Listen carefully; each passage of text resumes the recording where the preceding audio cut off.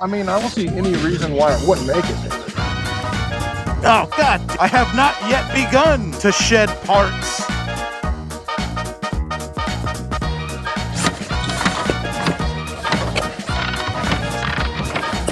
Thanks for all the memories. What's up, Rito? Shade Tree Surgeon here, and I can smell something in the air. The smell of leaking oil, that tangy aroma of gasoline, hopes, and dreams. That's right, it's a shovelhead, an adventure. We traveled cross-country on this shovelhead right there on the wildest adventure I have ever gone on. 4,400 miles from the coast of Portland all the way to the back door of the Dirty Shame in Ybor City, Florida. I thought it quite an achievement, this shovelhead, making it all the way across country, but after I parked it behind the Dirty Shame, I let it sit for 3 long years, and I finally came to realize as we brought it back to some sort of life, it's not really alive, I came to realize I never finished the adventure. Tampa's on the Gulf of Mexico. I haven't gone as far as I can go. It's time to finish what we started. And what do we need to finish what we started besides the machine that brought me all the way across this country through valleys, over mountains, deserts, flash floods, lightning storms, and everything else found within the bosom of Mother Nature? Well, I'm just missing one single thing. Let's go ahead and pick that up because in case my starter gives out again, I don't want to be left pushing it by myself. Time to wake up, David!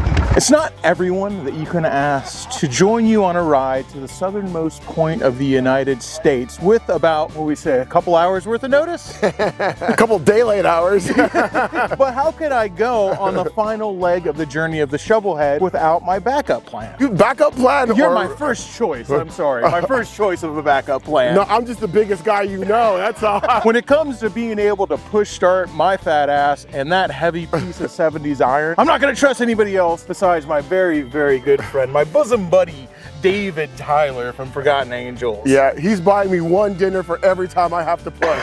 Well, hey, I fixed the Kickstarter now. We can actually kickstart it now. Yeah. But it's kind of tough, you know. I think that actually pushing it might even be easier, you know. My old kicker ain't what it used to be. All right, it's time to hit the road. It's time to grab adventure. It's time to see if the shovelhead can make its final journey all the way to the end of the United States. I mean, I don't see any reason why it wouldn't make it, David. I never see any reason why it wouldn't make it, though. Every journey begins with a single kick.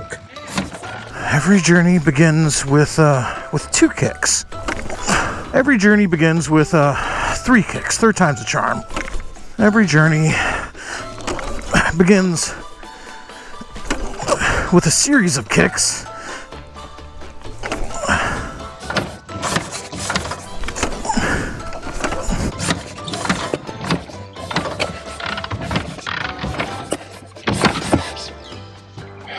Shit.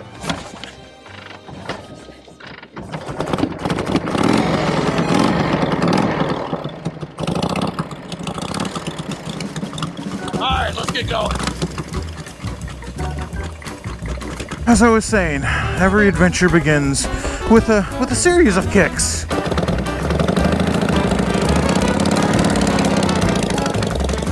Later, guys. I'll tell you, the feeling of sitting forth on the shovelhead with a backpack full of underwear, a couple GoPros, and David riding beside me, it's an interesting feeling. The last time I did this, it was the very beginning of the most insane journey of my life. I don't like to leave things unfinished, though, and this shovelhead definitely has unfinished business. We're not past the point of no return yet. I could still turn back, scratch this video, and just pretend like I never made the claim that I didn't make it all the way across country. A few miles in on the old shovel, and any trepidations I might have had before, they're right out the window, baby. This thing is fine. Come on, 50-year-old motorcycle that sat for 3 freaking years in the same spot underneath an oak tree after a 4,400-mile trip that left it looking like this? What's the worst that could happen? I literally can't see any reason at all that it wouldn't make it, but I can never see any reason we won't make it. Reckless optimism, baby! Let's go! Nick Minute. Who off your bike? Oh, off my bike? The bike's still running, so... Well, David, it won't be the only bolt that I leave on the side of the road in between here and there. I have not yet begun to shed parts on this journey. Or maybe I have. Oh, god damn it. I'm grounding out somewhere on my wiring. Definitely a little earlier than I had planned to be working on the bike, but I hadn't planned on working on it at all though, David. So I guess I really didn't know when it was gonna happen. I just assumed it'd make it the entire trip just fine. Should be it, but it just depends on what actually caused the short.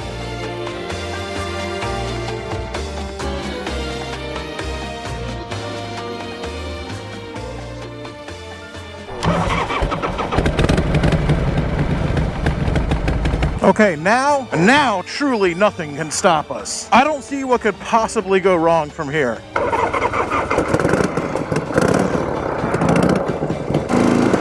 See, it was my plan all along. I wanted to get the first breakdown, catch myself, the only breakdown. I wanted to get it out of the way early, you know? Well, we're still fresh. We're not tired from being on the road. We're not trying to have it. It's all part of the master plan, I tell you. It's all part of my plan. Don't you even worry about it. I am 100% in control. Curse your sudden but inevitable betrayal. Well, I've run it out of gas. I found out the reserve doesn't work, and I've already broken the starter. It's a hell of a first 100 miles, David. Get an extra life here. We are in the middle of nowhere, so I don't know where the next gas station is. We're about 15 miles. 15 miles? Cross your fingers. 1 for the money, 2 for the show. Hey, baby. Not bad. Can we make a gas station?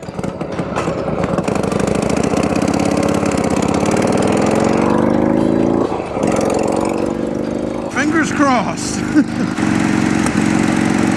David said 15 miles. I don't know how many miles that little bit of gas is going to give me. Florida turns in from coastal cities into the great wide nothing middle of nowhere real quick. Come on, how far can this one up get me? Ha, far enough. Give me fuel, give me fire, give me a Reba McEntire. Further proof that God loves idiots and wants us to be happy. Come on.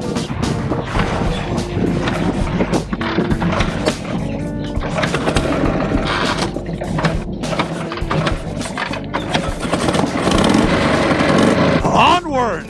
Once more unto the breach!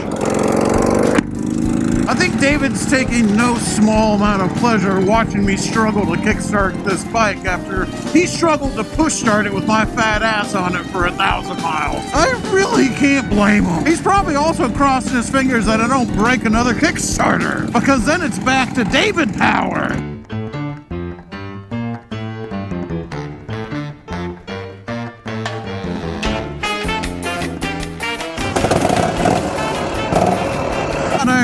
Gas pretty early there. Got over 100 miles the last time and only 70 the second time. Well, it turns out I've developed a pretty good leak in the right-hand side fuel tank that we're going to have to address here pretty soon, because this part of Florida has got some long stretches of nothing in between it. Not to mention that dripping raw gasoline directly onto a hot engine, probably not the best idea in the world. I don't know if it's the worst idea in the world. There are plenty of worse ideas. Like, come on, dude. I'm in the pantheon of bad ideas. There are way worse ones than that. It just isn't a good idea. I don't know exactly how I'm going to address that, but we'll figure something out. We're almost to a place where we can stop for the night. Shovelhead is not very happy, and probably nobody in this nice little downtown area is happy. Well, at least not happy with me either. There's a lot of smoke from various liquids burning coming up right now.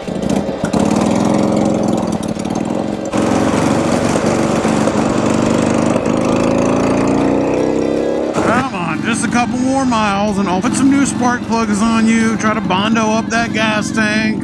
You can do it. That's getting pretty bad. Yikes. Well, with the rate that it's currently leaking out, at least pretty soon there won't be any more to leak. Luckily, all the gas that was in here mostly got used by the motorcycle, and what didn't get used by the motorcycle got evaporated on the engine. So let's go ahead and pull this half of the tank, get some JB Weld on it, and see if we can stop the leak. First, let's go ahead and remove our Custom mounting straps.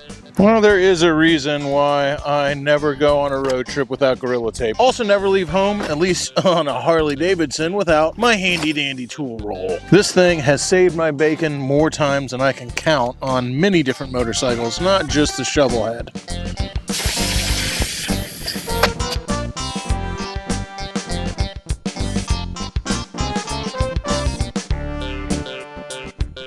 Well, the gas tank is officially JB welded, but I'm not going to put any gas in it till tomorrow just to give it as much time as possible to cure. Instead of doing anything else with the motorcycle tonight, I'm going to go get drunk while David watches me get drunk because David doesn't drink.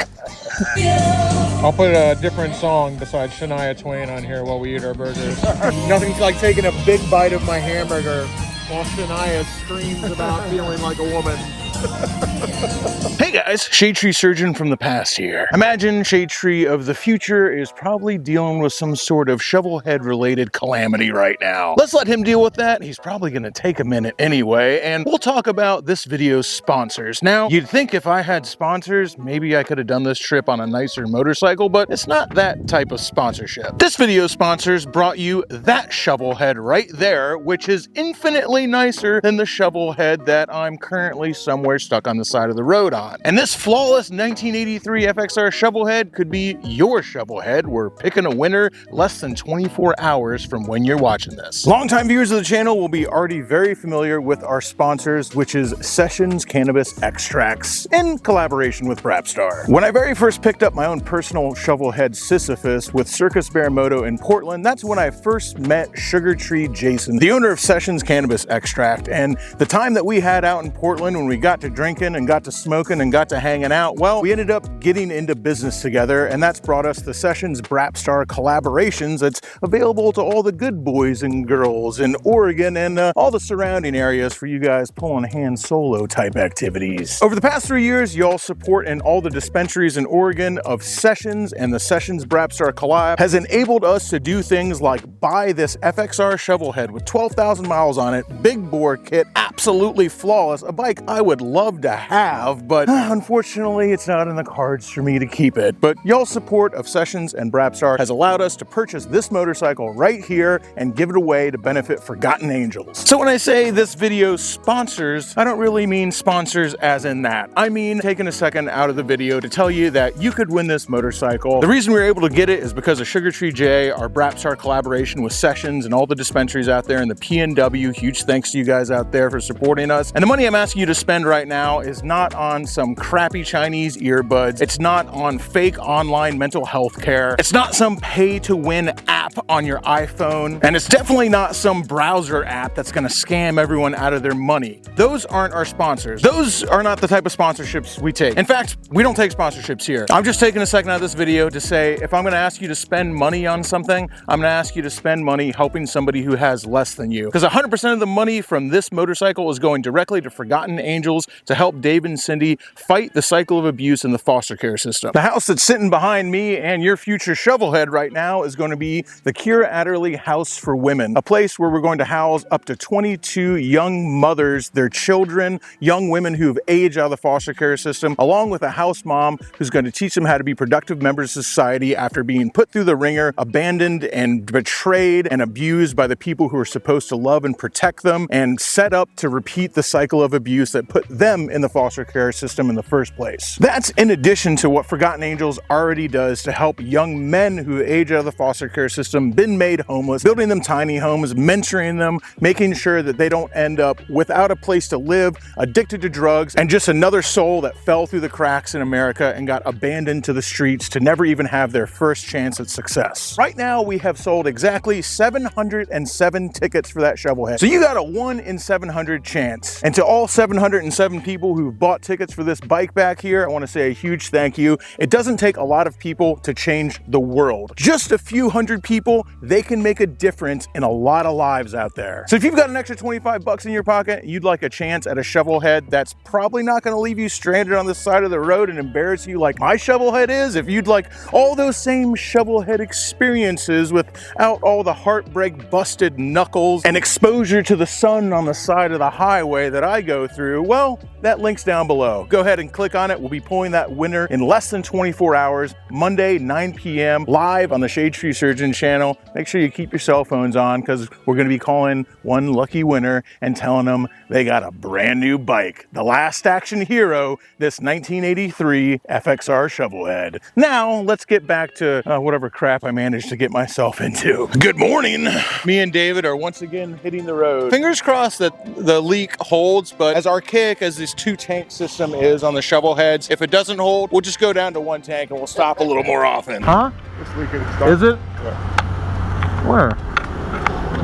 God damn it. Well, looks like we're rolling with 1 tank today, boys. 2.5 gallons of gas, that's chopper style. I can do it. Thanks for all the memories.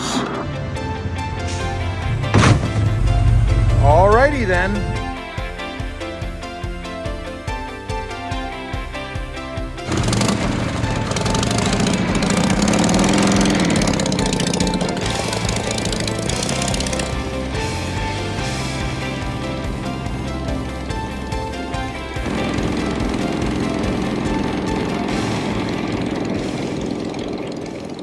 I love the keys right here outside of Bass Pro Shops. Your $150,000 boat comes with fresh rooster shit on it.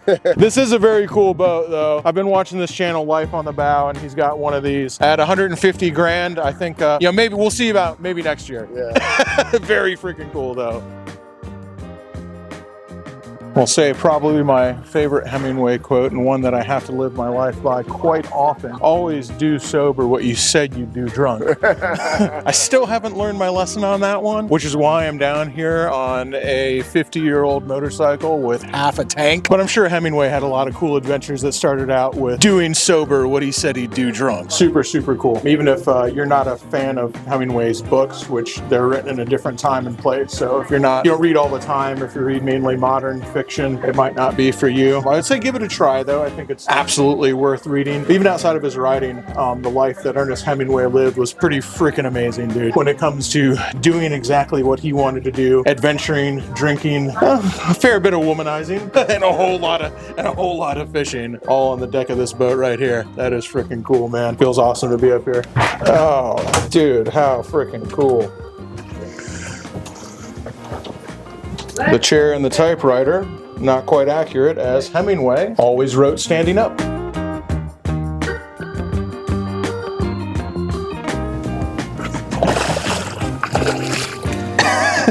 Dude, if these things had teeth, Piranha wouldn't have crap on tarpons. Man, would you look at the color of that water. Can't believe I've lived my entire life in Florida and I've never been to the Keys, and the only thing that got me here was this old piece of crap shovel head. Seeing as I only got half a tank now, before we get to 100 miles of bridges, gas is probably a good idea.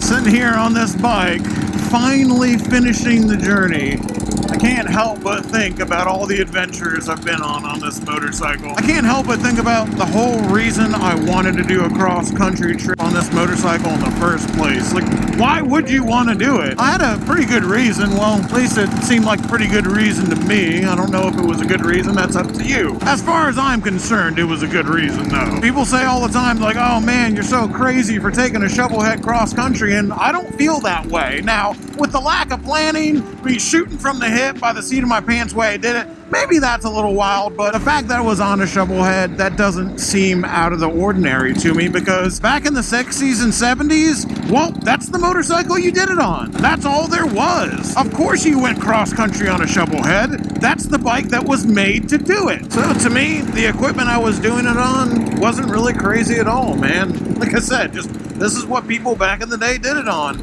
I just wanted to know if there was something different. Like, were we missing something today? Did those guys back in the day who were doing it on these bikes, did they experience something different? After all, they're the ones who inspired what we do today. Now, inspiring traveling, gosh, that's been done since the Odyssey, you know? But travel by motorcycle, travel this way. That's, 1950s, 60s, 70s. That's what inspired us to travel this way. These are these beatniks and hippies and guys who came home from Vietnam and Korea and World War II who got on these motorcycles and just decided to hit the road back in the day when you could just lose yourself in America. And by the way, you still can lose yourself in America. It's really, really, really, really big. But did they experience something different doing it on these machines? On these machines, I say as I ride this half a tank motorcycle falling apart across 7 Mile Bridge. Fingers crossed. And what I found out is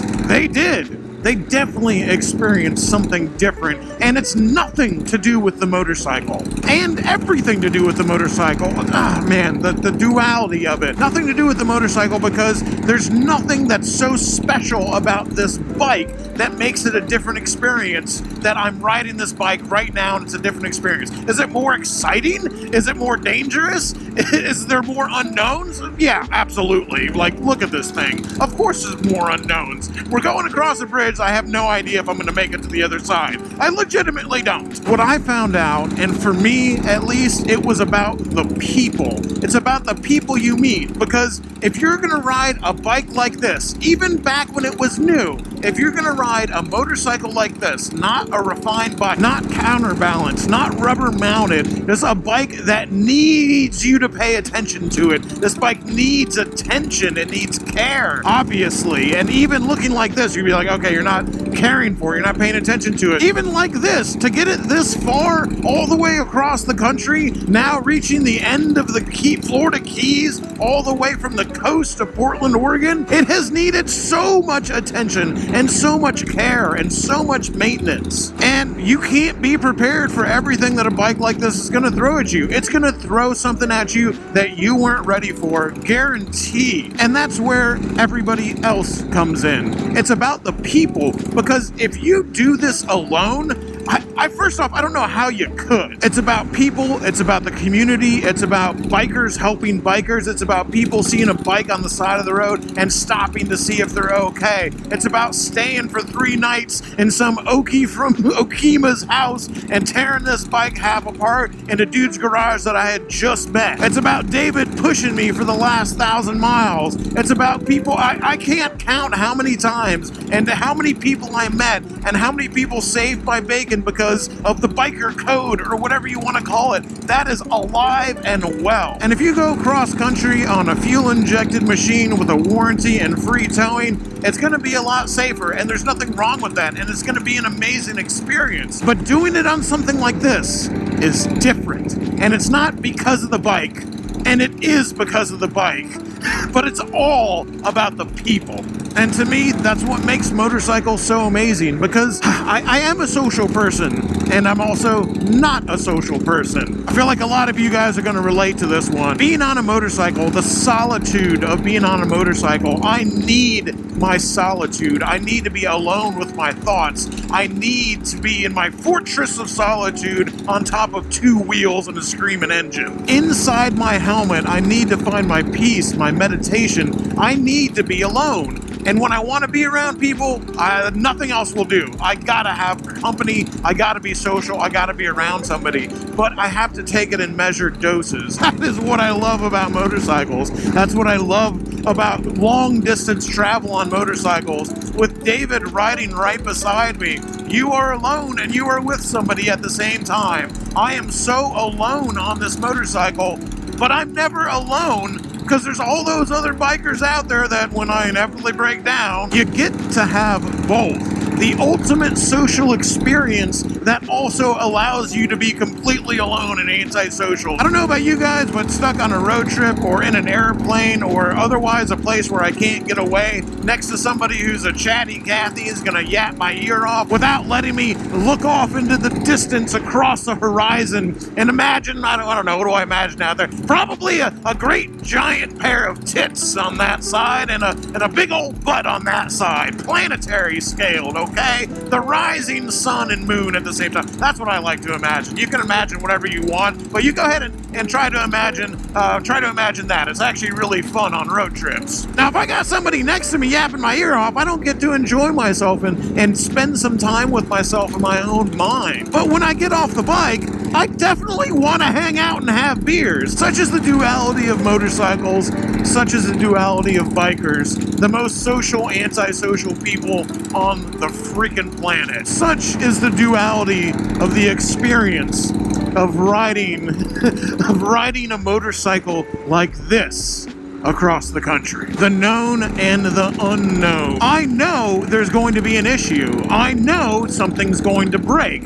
I just have No idea what it's going to be to finish that thought. This particular time, it happened to be a GoPro battery. Even though I inevitably skew towards verbosity in my ramblings and writings, and certainly the stream of consciousness style of my videos, the past and present juxtapositions of the machine that is inspiring this philosophical exercise, and my overall long-winded self-important pontifications would paint me as a Faulkner wannabe. In my heart of hearts, I desperately crave to possess the courage it takes to speak and write with the dignified brevity of Hemingway. And since we're in the Keys, in the spirit of Papa, I'll try to keep this brief. I said earlier that it wasn't about the motorcycle. It was about the people and the experience. The bike merely being the conduit to those things, albeit a bike of this pedigree providing a level of candor a modern machine lacks. But this bike is special, if only to me, but in a manner I think will feel familiar to you. There is a duality of my machine, of my life, of all life and all machines. This is the razor's edge between knowing and certainty, the endless bridge that spans inevitability and acceptance. This motorcycle will break down. From the first mile on the first day on any journey, the inevitability of mechanical failure is assured. What will break? This is unknown to me. When will it break? This is unknown to me. How will I fix it? This is unknown to me.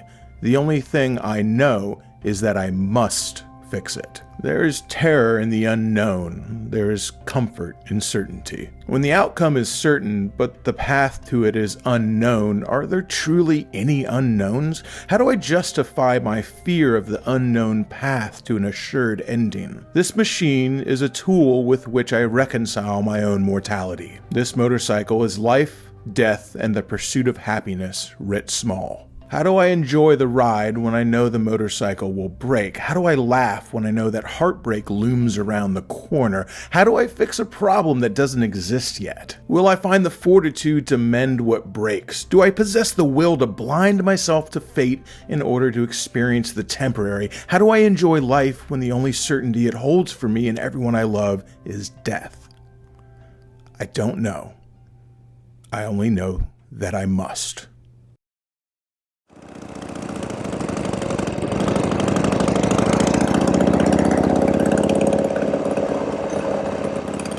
Mere feet away. And hang on for just another 100 yards. So close, baby. This would be a very embarrassing place to catch fire.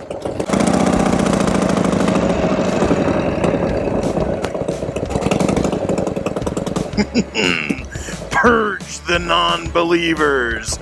Sisyphus has officially made it to the southernmost point of the United States, finally fulfilling the dark prophecy. Coast to coast, baby. Cross country. Crashing through the sky comes a fearful cry. Shade tree, army. Shade tree, army. Armies of the night, evil taking flight. Shade tree, army. Shade